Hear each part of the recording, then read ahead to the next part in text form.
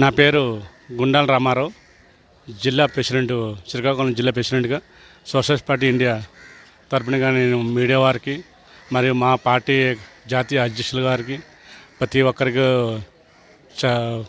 కోరుకుంది ఏమంటే, మాది శ్రీకాకుళం పంచాయతీ ఎస్మెచ్లషన్ గ్రామం తరపున నేను మాట్లాడుతున్నాను.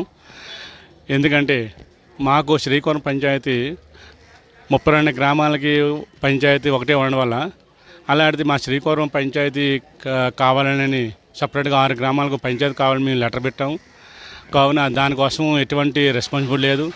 చుట్టూ ప్రతి గ్రామానికి మత్స్యకారులకు ప్రతి గ్రామానికి సమస్యలు తీరుతున్నారు, రోడ్లు వేస్తున్నారు, అన్నీ వేస్తున్నారు.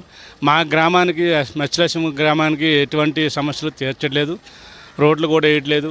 సమస్యలు ఉన్నాయి, వాటర్ కానీ అన్నీ ఉన్నాయి. పంచాయతీ కూడా లెటర్ పెట్టాము, ప్రతి సమస్య కూడా మేము లెటర్ పెట్టాము. ఏపీ మన పవన్ కళ్యాణ్ కలిసాము, లోకేష్ గారికి కలిసాము, చంద్రబాబు కూడా లెటర్ పెట్టాము. అలాగే జిల్లా పరిషత్ కలెక్టర్ ఆఫీస్ గిరీష్లోకి పెట్టాము. ప్రతి లెటర్ పెట్టిన కూడా మాకు ఎటువంటి సమస్య కూడా మాకు ఇంతవరకు తీరలేదు.